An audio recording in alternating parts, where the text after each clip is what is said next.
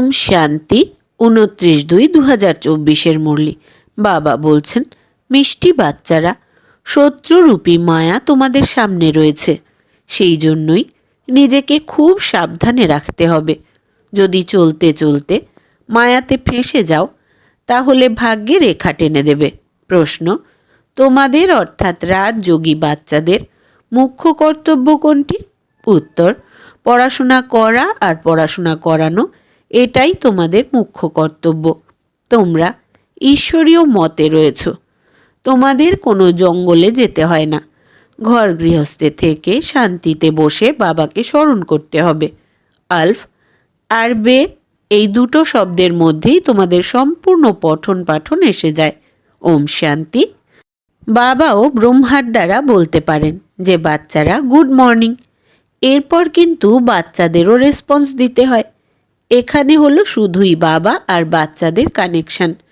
নতুন যারা রয়েছে, যতক্ষণ পর্যন্ত তারা পরিপক্ক না হবে কিছু না কিছু জিজ্ঞাসা করতে থাকবে। এখানে হলো ঈশ্বরীয় অধ্যয়ন। ভগবান উবাচ লেখা রয়েছে, ভগবান হলেন নিরাকার। এই বাবা খুব ভালোভাবে পাক্কা করে তোলেন কাউকে বোঝানোর জন্য, কেননা অন্যদিকে মায়ার প্রবল জোর রয়েছে। এখানে এটা নেই। বাবা তো বোঝেন, যারা কল্পপূর্বে উত্তরাধিকার নিয়েছিল তারা নিজেরাই আসবে। এমন নয় যে অমুকে যাতে চলে না যায় একে ধরে রাখো, চলে গেলে চলে যাবে। এখানে তো জীবিত থেকেও মৃত হওয়ার কথা। এখানে বাবা অ্যাডপ্ট করেন। অ্যাডপ্ট করা হয় উত্তরাধিকার দেওয়ার জন্য। বাচ্চারা মা বাবার কাছে আসেই উত্তরাধিকারের লোভে। শাহুকারের সন্তান কখনো কি গরিবের কাছে অ্যাডাপ্ট হবে? এত ধন দৌলত ইত্যাদি সব ছেড়ে কিভাবে যাবে? অ্যাডাপ্ট করে বিত্তবান। এখন তোমরা বাচ্চারা জানো বাবা আমাদের স্বর্গের বাদশাহী দিচ্ছেন। কেন তার হব না? কোনো না কোনো জিনিসের প্রতি লোভ তো থাকেই। যত বেশি পঠন পাঠন করবে ততই লোভ হবে।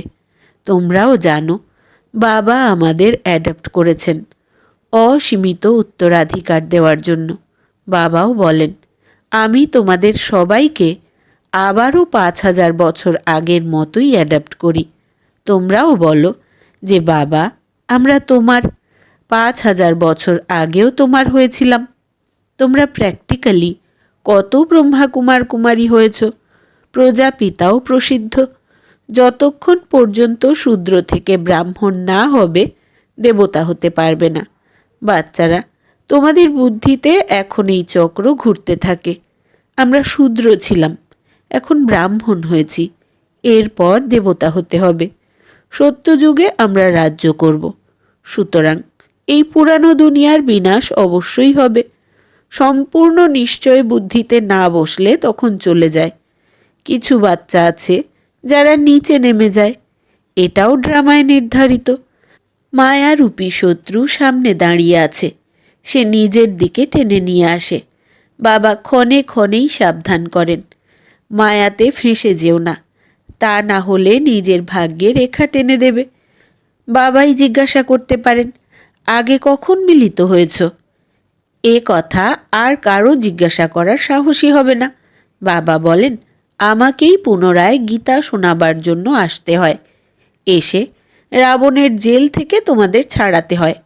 বেহদের বাবা বেহদের কথা বুঝিয়ে বলেন। এখন হলো রাবণ রাজ্য, পতিত রাজ্য, যা অর্ধেক কল্প ধরে শুরু হয়েছে। রাবণের 10 মাথা দেখানো হয়েছে, বিষ্ণুর 8 ভুজা দেখানো হয়েছে। এরকম কোনো মানুষ হয় না। প্রবৃত্তি মার্গ দেখানো হয়েছে। এখানে এম অবজেক্ট আছে, বিষ্ণু দ্বারা পালনা হয়। বিষ্ণুপুরীকে কৃষ্ণপুরীও বলা হয়। শ্রীকৃষ্ণের তো 2টো বাহুই দেখাবে, তাই না? মানুষ তো কিছুই বোঝে না। বাবা প্রতিটি বিষয় বুঝিয়ে বলেন। ও সবই হলো ভক্তিমার্গ। এখন তোমাদের জ্ঞান হয়েছে। তোমাদের এম অবজেক্ট হলো নর থেকে নারায়ণ হওয়া। এই গীতা পাঠশালা হচ্ছেই জীবন মুক্তি প্রাপ্ত করার জন্য। এতে ব্রাহ্মণ তো অবশ্যই প্রয়োজন। এটা হলো রুদ্র জ্ঞানযজ্ঞ। শিবকে রুদ্রও বলা হয়। এখন বাবা জিজ্ঞাসা করছেন, এই জ্ঞান যজ্ঞ শ্রীকৃষ্ণের না শিবের? শিবকে পরমাত্মা বলা হয়, শঙ্করকে দেবতা। ওরা শিব আর শঙ্করকে এক করে দিয়েছে। এখন বাবা বলছেন আমি এনার মানে ব্রহ্মার মধ্যে প্রবেশ করেছি। তোমরা বাচ্চারা বলো বাপ দাদা, ওরা বলে শিব শঙ্কর। জ্ঞানের সাগর তো একজনই। এখন তোমরা জানো ব্রহ্মা জ্ঞান প্রাপ্ত করেই বিষ্ণু হন। চিত্র তৈরি করা হয়েছে, বিষ্ণুর নাভি থেকে ব্রহ্মা বেরিয়েছে। এর অর্থ কেউ বুঝবে না। ব্রহ্মার হাতে শাস্ত্র দেওয়া হয়েছে। শাস্ত্রের সার কে শোনান, বাবা নাকি ব্রহ্মা? ইনিও মাস্টার জ্ঞানের সাগর। বাকি যত চিত্র তৈরি করা হয়েছে সেগুলো যথার্থভাবে তৈরি করা হয়নি, ও সবই হলো ভক্তিমার্গের সামগ্রী। মানুষ কখনো 8-10 ভুজাদারি হয় না। এটা শুধুই প্রবৃত্তি মার্গের দেখানো হয়েছে। রাবণের অর্থও বলা হয়েছে। অর্ধেক কল্প ধরে রাবণ রাজ্য রাত, অর্ধেক কল্প রাম রাজ্য হলো দিন। বাবা প্রতিটি বিষয়ই বুঝিয়ে বলেন।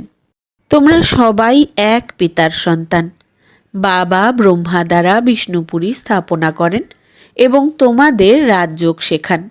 তিনি নিশ্চয়ই সঙ্গম যুগেই রাজযোগ শেখাবেন। দাপরে গীতা শুনিয়েছিলেন বলা এটা ভুল হয়ে গেল। বাবা সত্য বলেন। অনেকেরই ব্রহ্মার শ্রীকৃষ্ণের সাক্ষাৎকার হয়। ব্রহ্মাকে সাদা আবরণেই দেখতে পাও। শিব বাবা তো হলেন বিন্দু। বিন্দুর সাক্ষাৎকার হলেও কিছু বুঝতে পারবে না। তোমরা বলো আমরা আত্মা। এখন আত্মাকে কে দেখেছে? কেউ না। ওটা তো হলো বিন্দু। বুঝতে পেরেছ না? যে যেমন ভাবনা নিয়ে যাকে পূজা করে তার সেটাই সাক্ষাৎকার হয়। দ্বিতীয় কোনো রূপ দেখলে মূর্ষে পড়ে। হনুমানের পূজা কেউ করলে সে তাকেই দেখবে। গণেশের পূজারীও তাকেই দেখবে। বাবা বলেন আমি তোমাদের এত ধনবান বানিয়েছিলাম। তোমাদের হিরে জহরতের মহল ছিল, অগাধ ধন সম্পদ ছিল। তোমরা সেই সব কিভাবে হারিয়েছ? এখন তোমরা কাঙাল হয়ে গেছ, ভিক্ষা চাইছ। বাবা তো বলতেই পারেন, তাই না? এখন তোমরা বাচ্চারা বুঝেছ বাবা এসেছেন। আমরা আবারও বিশ্বের মালিক হব। এই ড্রামা অনাদি তৈরি করা আছে। প্রত্যেকেই ড্রামাতে নিজের পার্ট প্লে করছে। কেউ এক শরীর ত্যাগ করে দ্বিতীয় শরীর ধারণ করে। এতে কান্নাকাটি করার কি আছে? সত্যযুগে কখনো কান্নাকাটি করে না। এখন তোমরা মোহজিত হচ্ছ। মোহজিত রাজারা এই লক্ষ্মী নারায়ণ আদি। ওখানে কোনো মোহ নেই। বাবা অনেক রকম বিষয়ে বুঝিয়ে থাকেন। বাবা হলেন নিরাকার। মনুষ্য তো ওনাকে নাম রূপ থেকেও আলাদা করে দিয়েছে। কিন্তু নাম রূপ থেকে আলাদা কোনো জিনিস থোড়াই হয়। হে ভগবান, ও গডফাদার বলে না? তাহলে নাম রূপ আছে না? লিঙ্গকেও শিব পরমাত্মা শিব বাবা বলে থাকে। প্রকৃতপক্ষেই বাবা তো আছেন না। বাবার নিশ্চয়ই সন্তানও থাকবে। নিরাকারকে নিরাকার আত্মাই বাবা বলে। মন্দিরে গেলে ওনাকে বলবে শিব বাবা। এরপর ঘরে ফিরে বাবাকেও বলে বাবা। অর্থ তো কিছুই বোঝে না যে আমরা এনাকে শিব বাবা কেন বলি। বাবা উচ্চ থেকে উচ্চতর পঠন পাঠন দুটি শব্দে করান, আলফ আর বে। আলফকে স্মরণ করলে বে বাদশাহী তোমাদের। এটা হলো অনেক বড় পরীক্ষা। মানুষ বড় পরীক্ষায় পাশ করার পরে প্রথমে করা পড়াশোনা থোড়াই স্মরণে রাখে। পড়তে পড়তে শেষে সার বুদ্ধিতে এসে যায়। এখানেও ঠিক তাই। তোমরা পঠন পাঠন করতে এসেছ। বাবা বলেন মন মনা ভব। সুতরাং দেহের অভিমান ছিন্ন হয়ে যাবে। এই মন মনাভবের অভ্যেস গড়ে উঠলে শেষে গিয়ে শুধুই বাবা আর বর্ষা স্মরণে আসবে। মুখ্য বিষয়ই হলো এই কত সহজ। এই পড়াশোনায় এখন তো জানা নেই কি কি পঠন পাঠন করে। যেমন রাজা তেমনি ওরা নিজেদের নিয়ম চালাতে থাকে। আগে মন, শের, পোয়া এই হিসেব চলতো। এখন কিলো ইত্যাদি কি কি সব বেরিয়েছে। কত ভিন্ন ভিন্ন এলাকা হয়ে গেছে। দিল্লিতে যে জিনিস 1 টাকা শের, বম্বেতে পাওয়া যাবে 2 টাকা সের। কেননা এলাকা আলাদা আলাদা। প্রত্যেকেই জানে আমরা আমাদের রাজ্যকে অনাহারে থোড়াই মারব। কত ঝগড়াঝাটি ইত্যাদি হয়, কতই না দ্বন্দ্ব। ভারত কত সলভেন্ট অর্থাৎ সমৃদ্ধ ছিল, তারপর 84 চক্র ঘুরতে ঘুরতে ইনসলভেন্ট কাঙাল হয়ে গেছে। বলাও হয় হীরের মতো অমূল্য জন্ম কানা কড়ির মতো বদলে হারিয়ে গেছে। বাবা বলেন, তোমরা কড়ির পিছনে কেন মরো? এখন তো বাবার কাছ থেকে উত্তরাধিকার নাও, পবিত্র হও। তোমরা আহ্বানও করো, হে পতিত পাবন এসো, পবিত্র করে তোলো। এতে প্রমাণ হয় যে পবিত্র ছিলে, এখন নেই। এখন কলিযুগ। বাবা বলেন, আমি পবিত্র দুনিয়া তৈরি করব। সুতরাং পতিত দুনিয়ার বিনাশ অবশ্যই হবে। সেই জন্যই এটা হলো মহাভারতের লড়াই, যা এই রুদ্র জ্ঞানযজ্ঞের দ্বারা প্রজ্বলিত হয়েছে। ড্রামাতে এই বিনাশ হওয়া নির্ধারিত হয়ে আছে। প্রথম প্রথম তো বাবার সাক্ষাৎকার হয়েছিল। তিনি দেখেছিলেন বিশাল রাজত্ব পাওয়া যায়, তো তিনি খুব খুশি হয়েছিলেন। তারপর বিনাশের সাক্ষাৎকার করান। মন মনা ভব মধ্যাজি ভব, এটা গীতার শব্দ। কিছু কিছু শব্দ গীতায় ঠিক আছে। বাবাও বলেন, আমি তোমাদের এই জ্ঞান শোনাই। তারপর এটা প্রায় লোপ হয়ে যায়।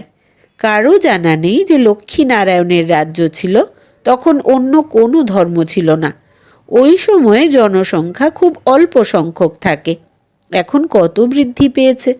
সুতরাং এই চেঞ্জ হওয়া উচিত, অবশ্যই বিনাশ হওয়া উচিত। মহাভারতের লড়াইও আছে, নিশ্চয়ই ভগবানও থাকবেন। শিব জয়ন্তী উদযাপন করা হয়। শিব বাবা এসে কি করেছিলেন সেটাও জানে না। এখন বাবা বসে বোঝান, গীতা দ্বারা শ্রীকৃষ্ণের আত্মা রাজত্ব পেয়েছে। গীতাকে মাতা পিতা বলা হয়, যার মাধ্যমে তোমরা আবারও দেবতা হও। সেই জন্যই চিত্রে দেখানো হয়েছে। শ্রীকৃষ্ণ গীতা শোনাননি, শ্রীকৃষ্ণ গীতা জ্ঞান দ্বারাই রাজযোগ শিখিয়েছিলেন। কাল অর্থাৎ সত্য যুগে এরপর শ্রীকৃষ্ণ হবেন। ওরা শিব বাবার পরিবর্তে শ্রীকৃষ্ণের নাম রেখে দিয়েছে। সুতরাং বাবা বুঝিয়ে বলেন, এটা নিজের ভেতরে পাক্কা নিশ্চয় করো। কেউ যেন উল্টোপাল্টা কথা শুনিয়ে তোমাদের নিচে নামিয়ে না দেয়।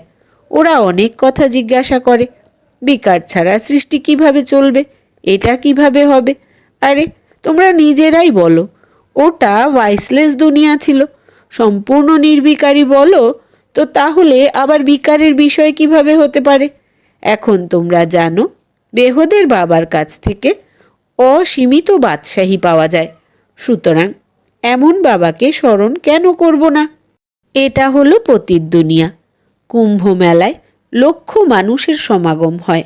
বলে ওখানে একটা গুপ্ত নদী আছে। নদী কখনো কি গুপ্ত হতে পারে? গোমুখও তৈরি করেছে। বলে এখানে গঙ্গা আসে। আরে গঙ্গা তো নিজের পথে সমুদ্রে যাবে, নাকি এখানে তোমাদের কাছে পাহাড়ে আসবে? ভক্তিমার্গে কত ধাক্কা খেতে হয়। জ্ঞান, ভক্তি, তারপর বৈরাগ্য। এক হলো সীমিত জাগতিক বৈরাগ্য, দ্বিতীয় হলো অসীম জগতের বৈরাগ্য। সন্ন্যাসীরা ঘর পরিবার ছেড়ে জঙ্গলে গিয়ে থাকে, এখানে তো সেটা নেই। তোমরা বুদ্ধি দিয়ে সম্পূর্ণ পুরানো দুনিয়া থেকে সন্ন্যাস নিয়ে থাকো। তোমরা রাজযোগী বাচ্চাদের মুখ্য কর্তব্য হলো পড়াশোনা করা আর পড়াশোনা করানো। এখন রাজযোগ কোনো জঙ্গলে থোড়াই শেখানো যায়। এটা স্কুল, ব্রাঞ্চ অর্থাৎ সেন্টার হতেই থাকে। তোমরা বাচ্চারা রাজযোগ শিখছ। শিব বাবার কাছে পড়াশোনা করে ব্রাহ্মণীরা শেখান। এক শিব বাবা থোড়াই সবাইকে বসে শেখাবেন। অতএব এটা হলো পাণ্ডব গভর্নমেন্ট। তোমরা ঈশ্বরীয় মতে আছো।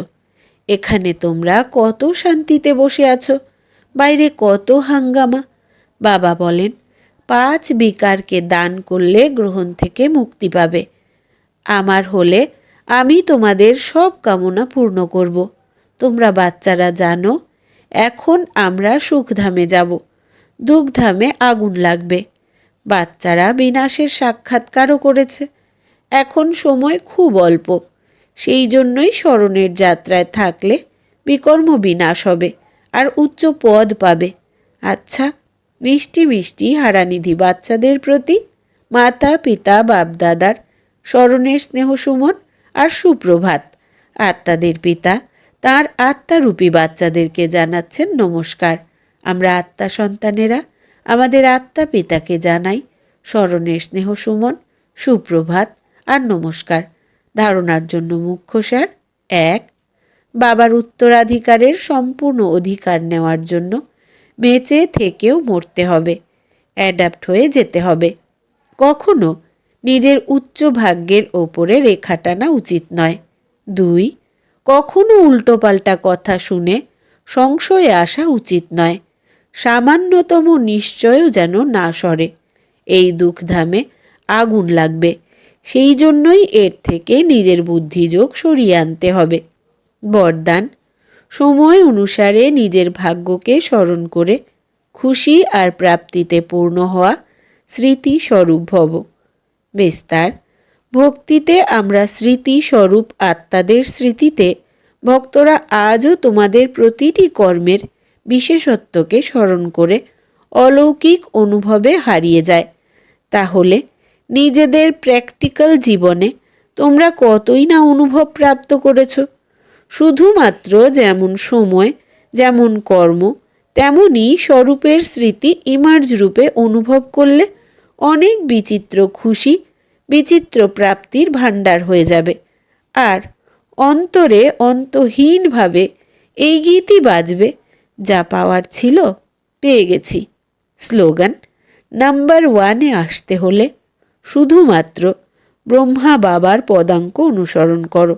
নাম্বার 1-এ আসতে হলে শুধুমাত্র ব্রহ্মা বাবার পদাঙ্ক অনুসরণ করো। আচ্ছা, আজকের সমান হচ্ছে আমি মহান ভাগ্যশালী আত্মা। ওম শান্তি।